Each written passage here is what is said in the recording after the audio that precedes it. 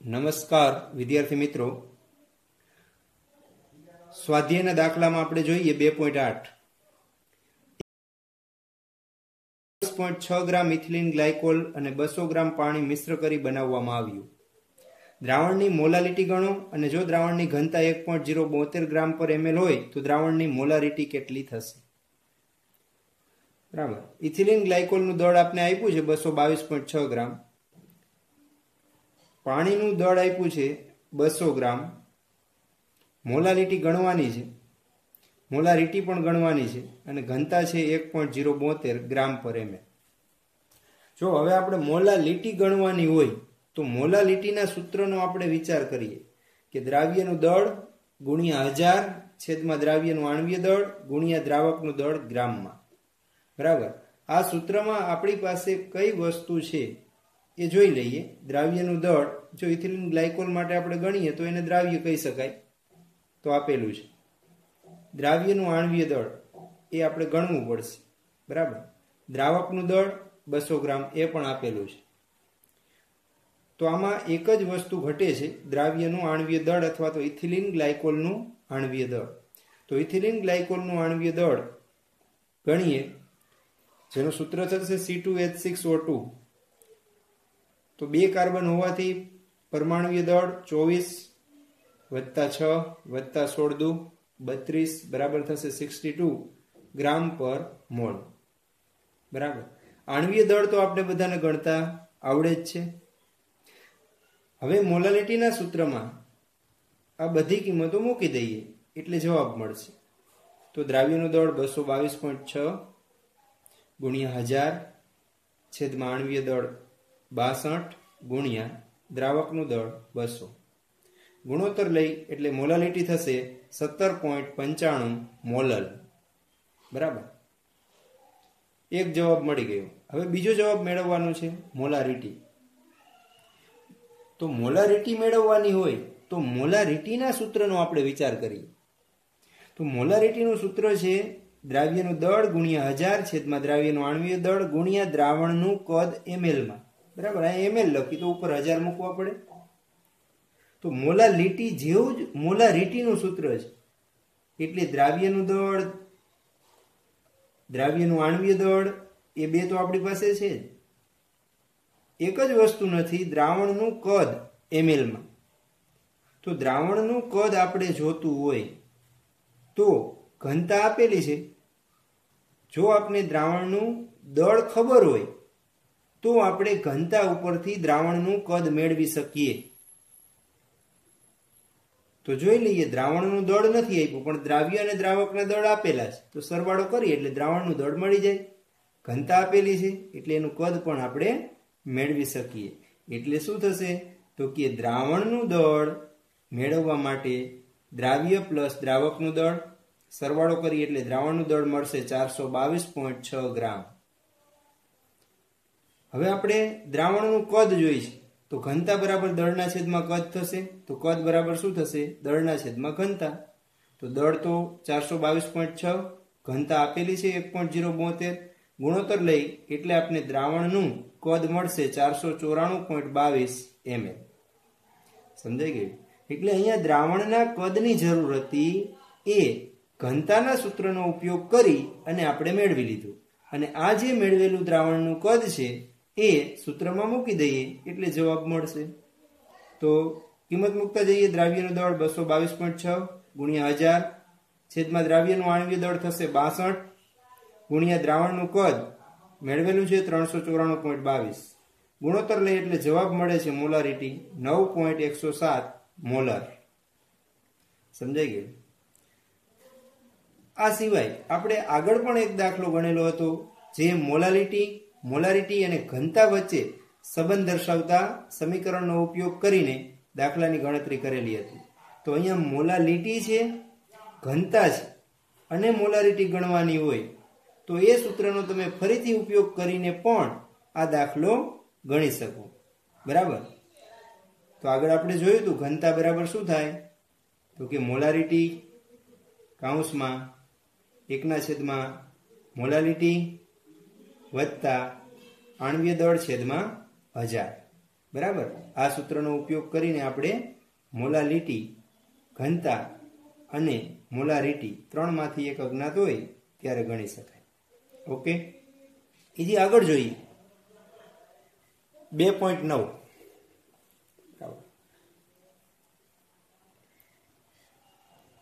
પીવાના પાણીનો એક નમૂનો ખૂબ જ ખરાબ રીતે ક્લોરોફોર્મ વડે સંદૂષિત થયેલો જથ્થો છે, જેને કેન્સરજન્ય ધારવામાં આવે છે.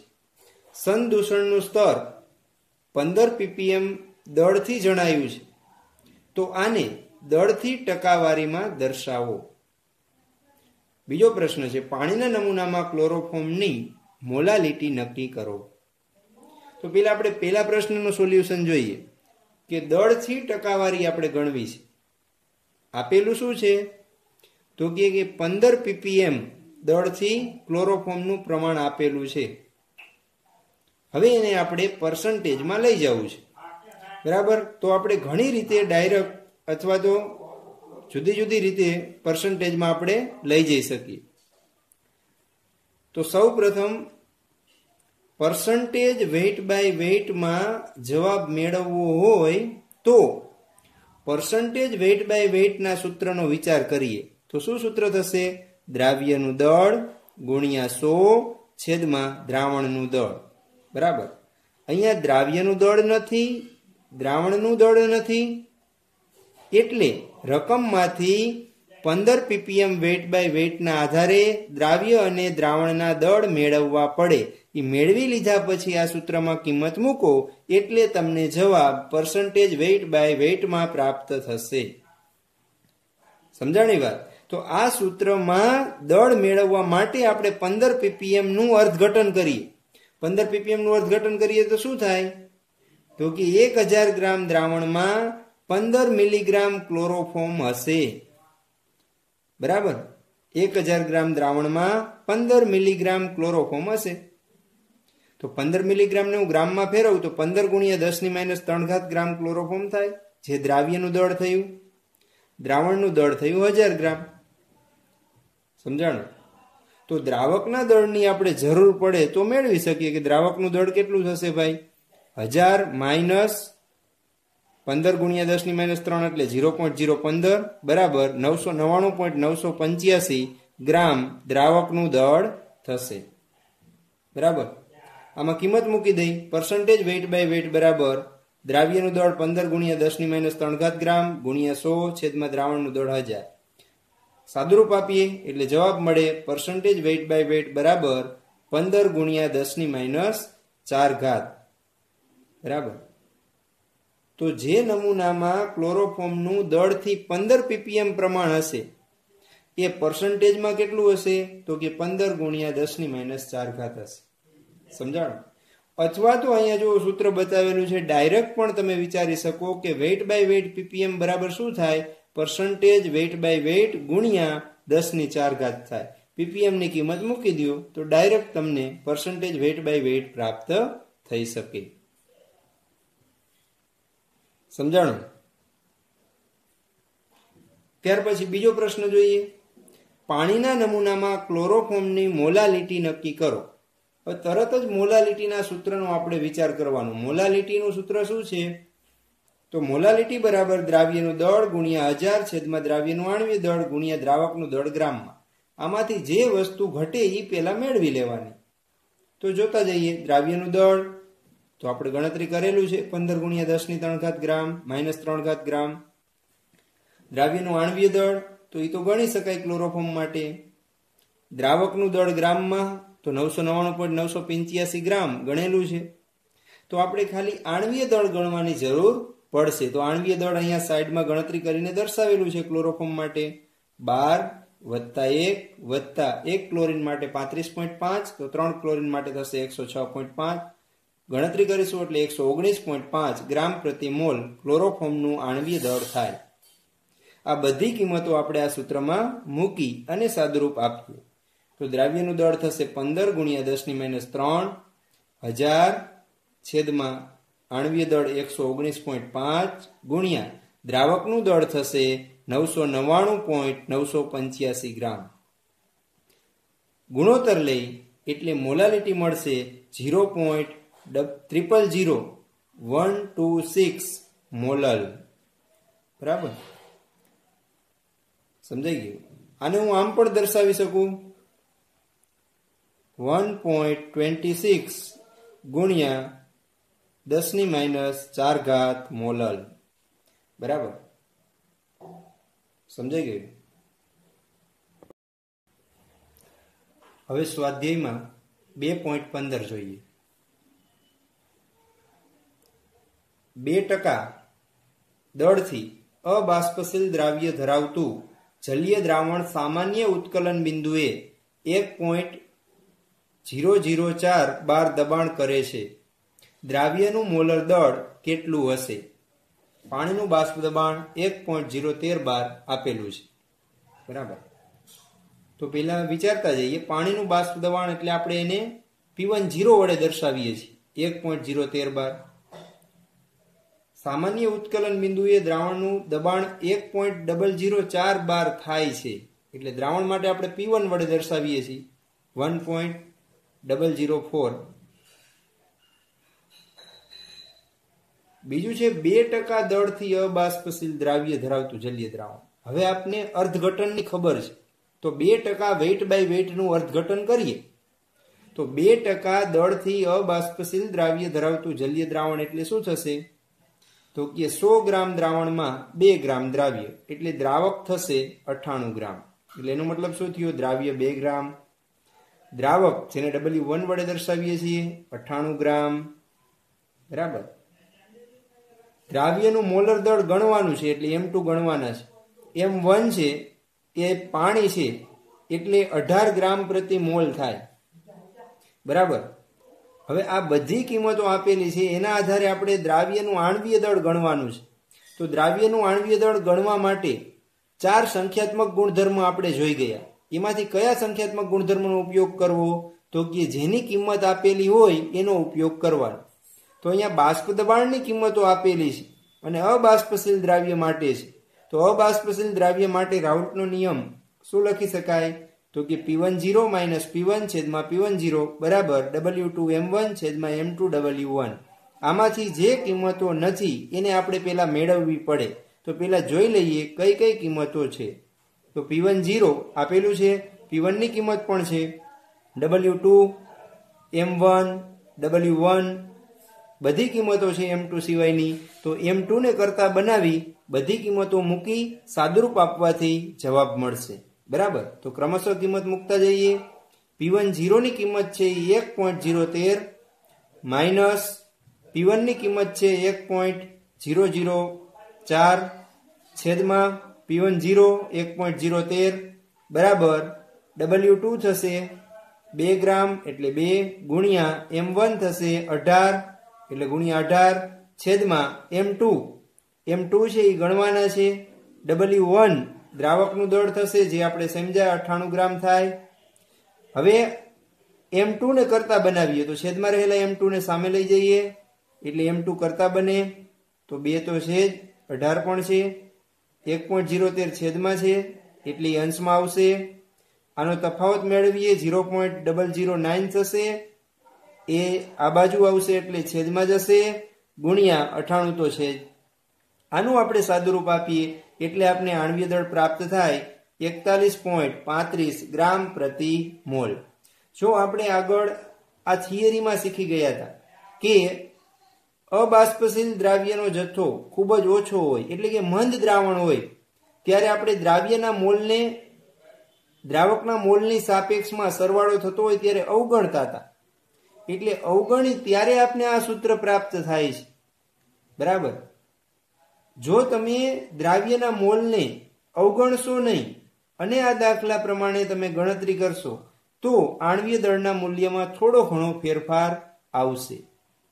બરાબર, અહીંયા આપણે દ્રાવ્યના મોલને અવગણીને ગણતરી કરેલી છે, પણ જો તમે એને ગણતરીમાં લઈને ગણતરી કરશો તો દ્રાવ્યનું જે મોલર દળ પ્રાપ્ત થાય એમાં થોડો ઘણો ફેરફાર આવી શકે. સમજાણ? બરાબર, તો હવે આપણે આગળ જોઈએ 2.16. બરાબર, તો હેપ્ટેન અને ઓક્ટેન આદર્શ દ્રાવણ બનાવે છે. 373 કેલ્વિન તાપમાને બંને પ્રવાહી ઘટકોના બાષ્પ દબાણ અનુક્રમે 105.2 કિલોપાસ્કલ અને 46.8 કિલોપાસ્કલ છે.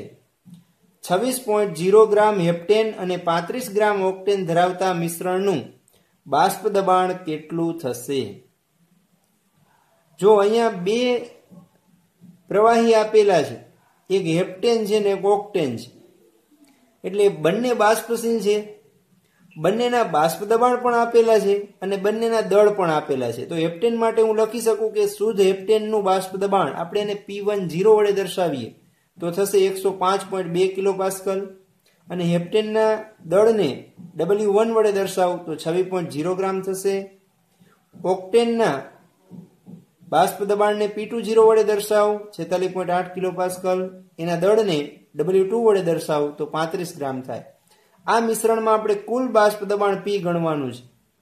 જો હવે આપણે કુલ બાષ્પ દબાણ ગણવાનું હોય તો રાઉલ્ટના નિયમ મુજબ જ ગણતરી કરવાની થાય. પણ રાઉલ્ટના નિયમમાં બંને બાષ્પશીલ પ્રવાહી માટેનું સૂત્ર શું હતું? તો કે P બરાબર શું થાય? P10x1 વત્તા P20 x2. આ સૂત્ર આપણી પાસે હતું. અથવા તો P બરાબર લખી શકાય P1 પ્લસ P2. બરાબર. તો જો આપને આ બંને કિંમતો મળી જાય તો કુલ બાષ્પ દબાણ મેળવી શકીએ. એના માટે P10 અને P20 ની કિંમત તો આપેલી જ છે, માત્ર તમારે શું ગણવાનું રહેશે? x1 અને x2 ની કિંમત જો ગણી લ્યો તો આ સૂત્રમાં એ કિંમત મૂકવાથી પ્રશ્ન સોલ્વ થશે. બરાબર, સમજાઈ ગયું? તો હવે આપણે x1 એટલે તો મોલન્સ છે એક ઘટકના, x2 એટલે બીજા ઘટકના મોલન્સ. જો આપણે ઘટકોના મોલન્સ ગણવા હોય તો પહેલા આપણે એના મોલ ગણવા પડે, અને મોલ ગણવા હોય તો એના દળ અને આણ્વીય દળની જરૂર પડે. તો આપણે મોલથી શરૂઆત કરીએ, પછી મોલન્સ, અને પછી આ સૂત્રનો ઉપયોગ કરી અને દાખલો પૂર્ણ કરીએ. તો સૌપ્રથમ ઘટક 1 એટલે એને મેં હેપ્ટેન કીધું છે, તો હેપ્ટેનના મોલ N1 બરાબર થશે એનું દળ એટલે W1 છેદમાં આણ્વીય દળ એટલે M1. હેપ્ટેનનું દળ આપેલું છે 26, એનું આણ્વીય દળ અહીંયા આણ્વીય સૂત્ર છે C7H16. ગણતરી કરશો એટલે આણ્વીય દળ મળશે તમને 100 ગ્રામ પ્રતિ મોલ. તો N1 બરાબર થશે 0.26 મોલ. બરાબર. એવી જ રીતે ઓક્ટેનના મોલને 2 વડે દર્શાવું તો N2 બરાબર W2 છેદમાં M2. તો W2 દ્રાવ્યનું દળ તો ઓક્ટેનનું દળ તો છે જ 35 છેદમાં આણ્વીય દળ ગણતરી કરશું આ સૂત્રથી તો મળશે 114, એટલે N2 બરાબર થશે 0.307 મોલ. બરાબર.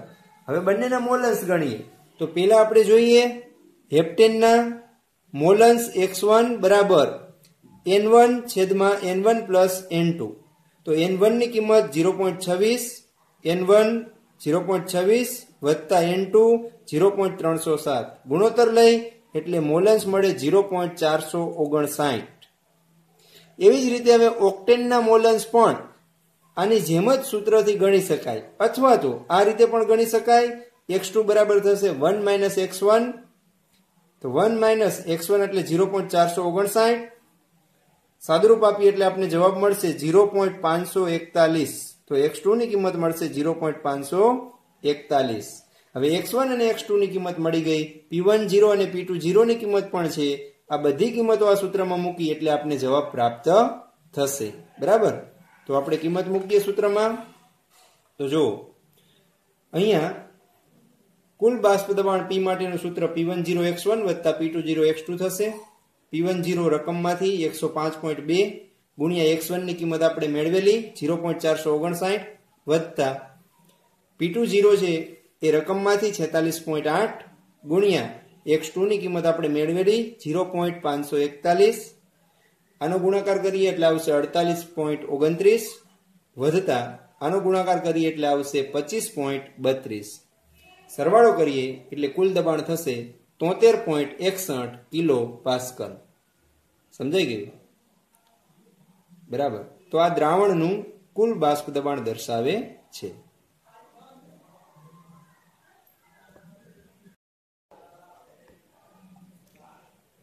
હવે સ્વાધ્યાયમાં 2.17 જોઈએ. પાણીનું બાષ્પ દબાણ 300 કેલ્વિન તાપમાને 12.3 કિલો પાસ્કલ છે. તેના અબાષ્પશીલ દ્રાવ્યના 1 મોલલ દ્રાવણ માટે બાષ્પ દબાણ ગણો. જો પાણીનું બાષ્પ દબાણ 300 કેલ્વિન તાપમાને 12.3 કિલો પાસ્કલ આપેલું છે, એટલે પાણી માટે આપણે P10 સંજ્ઞાનો ઉપયોગ કરીએ છીએ. તો P10 બરાબર થશે 12.3 કિલો પાસ્કલ. તેના અબાષ્પશીલ દ્રાવ્યના 1 મોલલ દ્રાવણ, એટલે દ્રાવણ છે એની મોલાલિટી 1 છે. તો દ્રાવણ માટે બાષ્પ દબાણ ગણો. હવે દ્રાવણ માટેનું જે બાષ્પ દબાણ છે એને શેના વડે દર્શાવશું? P1 વડે. બરાબર. તો P1 નું મૂલ્ય ગણવાનું છે. કોના માટે ગણવાનું છે? તો કે અબાષ્પશીલ દ્રાવ્ય જ્યારે ઉમેરવામાં આવે ત્યારે એના માટે આપણે ગણવાનું છે. બરાબર. તો અબાષ્પશીલ દ્રાવ્ય ઉમેરવામાં આવે ત્યારે દ્રાવણનું કુલ બાષ્પ દબાણ P1 છે એ કેટલું થાય? તો કે P10 × x1 જેટલું થાય.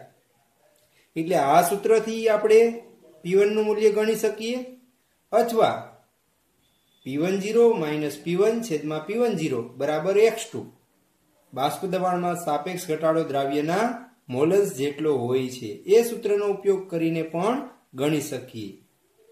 બરાબર, સમજાઈ ગયું? તો આપણે કોઈ પણ એક સૂત્રનો ઉપયોગ કરીને ગણીએ. આમ પણ લખી શકાય P10 - P1 / P10 બરાબર x2. આ બંને સૂત્ર છે એની મદદથી તમે દ્રાવણનું કુલ બાષ્પ દબાણ P1 ગણી શકો. બરાબર. એના માટે શેની જરૂર પડશે? તો કે આ સૂત્રથી ગણવું હોય તો P10 ની જરૂર પડે, તો એ તો આપેલું છે. બીજું તો કે આ સૂત્રમાં x1 જોઈએ, અથવા તો આ સૂત્રમાં x2 જોઈએ. x1 એટલે દ્રાવકના મોલન્સ, x2 એટલે દ્રાવ્યના મોલન્સ. એટલે કોઈ પણ એક મોલન્સ મળી જાય એટલે ગમે તે એક સૂત્રનો ઉપયોગ કરીને દાખલો ગણી શકાય. સમજાય છે? તો અહીંયા આપણે આગળ એક દાખલો આ સૂત્રથી ગણેલો હતો. અહીંયા આપણે આ સૂત્રનો ઉપયોગ કરીને દાખલો ગણીએ. તો આ સૂત્રથી દાખલો ગણવા માટે માત્ર તમારે દ્રાવકના મોલન્સ જ ગણવા પડે. તો દ્રાવકના મોલન્સ આપણે ગણવા હોય તો એના મોલની જરૂર પડે. બરાબર. અને મોલ માટે દળ અને આણ્વીય દળની જરૂર પડે. એના માટે આપણે શું આપેલું છે? તો કે 1 મોલલ દ્રાવણ આપેલું છે. તો આપણે એનું અર્થઘટન કરીએ. 1 મોલલ દ્રાવણ એટલે શું થશે? તો કે 1000 ગ્રામ દ્રાવકમાં 1 મોલ દ્રાવ્ય ઓગળેલો છે. બરાબર. 1000 ગ્રામ દ્રાવકમાં 1 મોલ દ્રાવ્ય ઓગળેલો છે. તો આપણે કહી શકીએ કે દ્રાવકનું દળ W1 થશે 1000 ગ્રામ, દ્રાવ્યના મોલ N2 થશે 1 મોલ. હવે દ્રાવકના મોલન્સ ગણવા માટે દ્રાવ્યના મોલ તો આપને મળી ગયા, દ્રાવકના મોલ ગણવાની જરૂર પડે. તો દ્રાવકના મોલ ગણીએ. N1 બરાબર દળ છેદમાં આણ્વીય દળ. દ્રાવકનું દળ કેટલું? તો કે 1000. પાણી છે દ્રાવક એટલે 18 આણ્વીય દળ. ગુણોત્તર લઈ એટલે દ્રાવકના મોલ થશે 55.55 મોલ. બરાબર.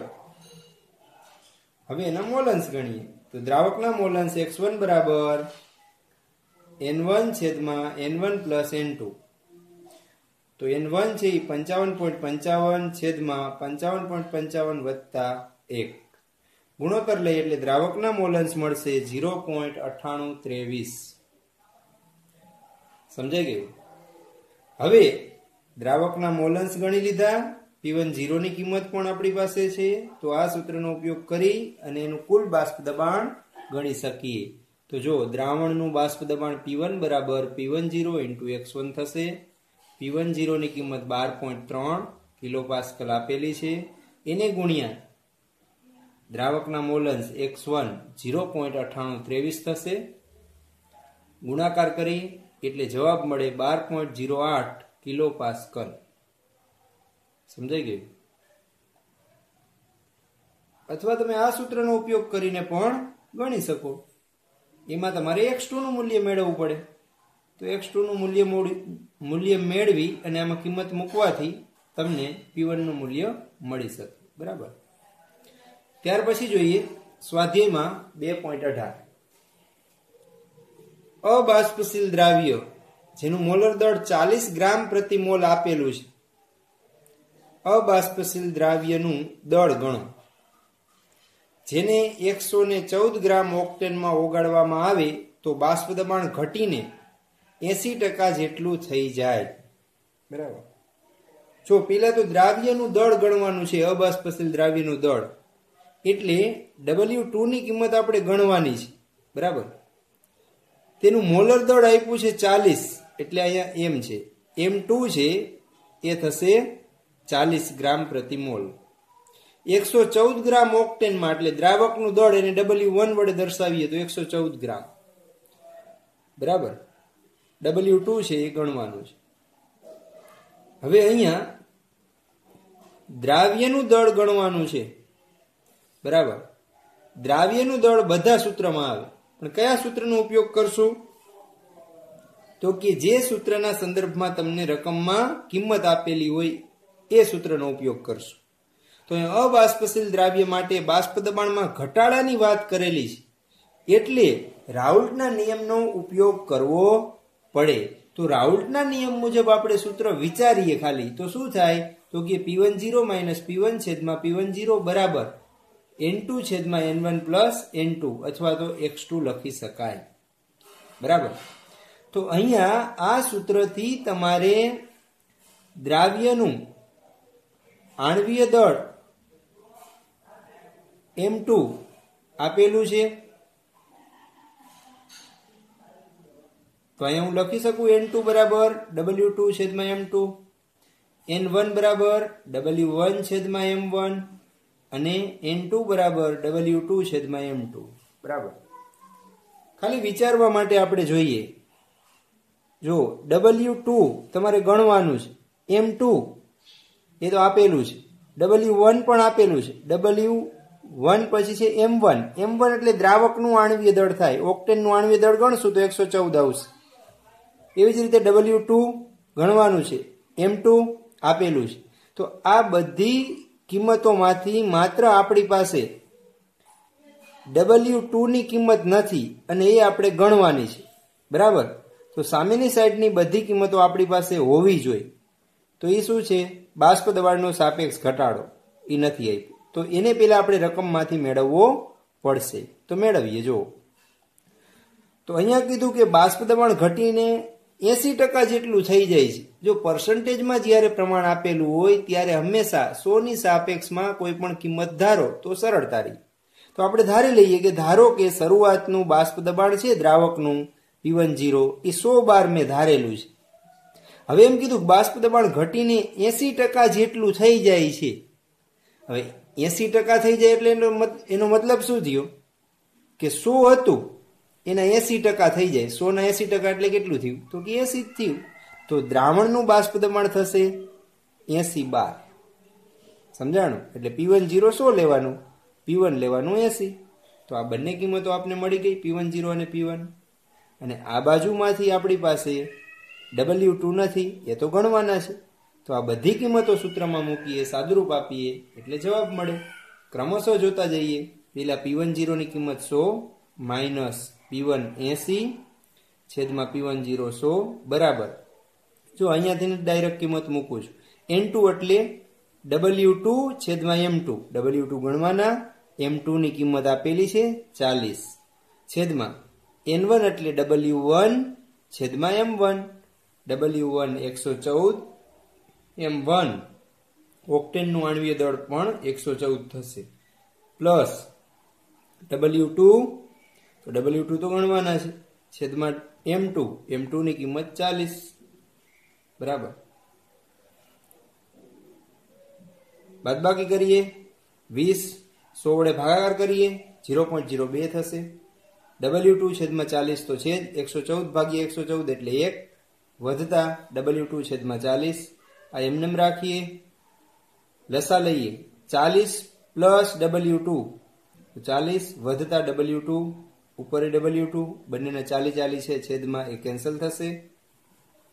ત્યાર પછી છેદમાં રહેલું પદ છે એની ડાબી બાજુ લઈ આવી અને ગુણાકાર કરતા જઈએ તો 40 ગુણ્યા 0.02 એટલે થશે 0.8 વધતા 0.02 W2 બરાબર W2 થશે. W2 ને સામે લઈ જાય તો 1 W2 માંથી 0.02 W2 બાદ થશે એટલે થશે 0.08 W2 બરાબર 0.8. 0.08 ને છેદમાં લઈ જઈ સાદુરૂપ આપી એટલે W2 ની કિંમત મળશે 10 ગ્રામ. સમજાઈ ગયું? એટલે દાખલો સિમ્પલ જ હોય છે. પેલા જે ગણવાનું છે એના સૂત્રનો વિચાર કરવાનો અને એ સૂત્રમાં જે ઘટે છે એ કિંમતો રકમમાંથી મેળવવાનો પ્રયત્ન કરી અને એ કિંમતો મળે એટલે સૂત્રમાં મૂકીને માત્ર સાદુરૂપ જ આપવાનું હોય છે. એટલે દાખલો પૂર્ણ થતો હોય. સમજાઈ ગયું?